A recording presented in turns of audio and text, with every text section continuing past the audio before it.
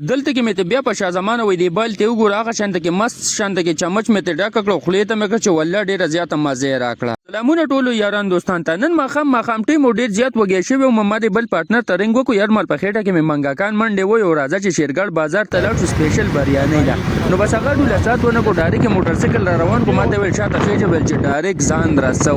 خو چې دلته شیرګل خپل ته راوځو ماښامې تیاره لګېدو ول او چې ډېر زیات ښکلی او ډېر زیات مزېدار راځي ښکارېدو. نو ما ویل د دې نه پکې ویډیو وکړه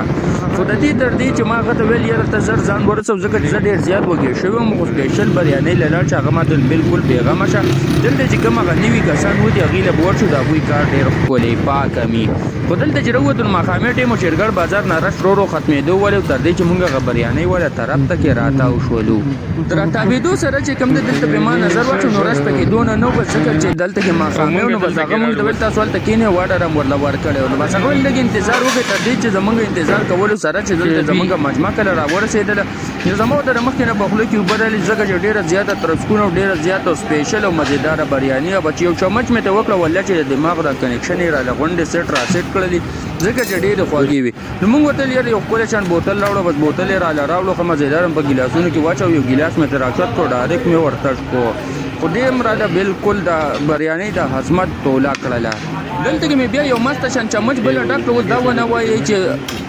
چې شاه زمانه دی بال ته وګوره شاه زمانه بال ته مګوره بس په دې ټیم کې بریاني وخوړله ښه مزېدار او د بل پارسل کې م راوغوښته په موټرسایکل باندې راکېناستو د هغه ځای نه ډایرکټ راتاو شولو ځکه چې اوس به ځان رسو د کور خو دلته م چې وکتل نو تیاره م پر راغږ شول او دلته مې مټیان راواخیستل ځکه چې کور کې راته حمید او خوریانو مې یاد کړي چې ځان سره مټیان راوړل. نو ما ورته ویل بلکل بېغمه شه بس را روان شو په خوشحالۍ باندې خو دلته د بل ته رایاد شو چې زه یې پیسې ته پیسې چاته اچومه بس دلته ودرېږو ما ورته بعد انتظار کوو هغه په یې پیسه کې پیسې واچولې او بس ما ته ویل چې ځه چې ځو. ما ورته ویل بلکل بېغمه شه بس ډایرکټ د دې ځای نه چې کوم دی را روان شولو شیرګل خپل ته راورسېدو چې ښه ټیټه تیاره راتلو واله خو ما د موبایل لایټ آن کړی او ویډیو مې پې کوله او بس تر دې چې موږ خپل کلي ته رانږدې شولو. اوس که څوک هم زمونږ په دې چینل باندې نه وي دا ویډیو د سره په اولني ځل باندې ګورئ نو چینل د سره لازمي سبسکرایب کړئ او دا ویډیو مخکې دوستانو ته شیر کړئ او دوستانو ته ووایئ چې د دې پښتون نور سپورټ لازمي وکړئ.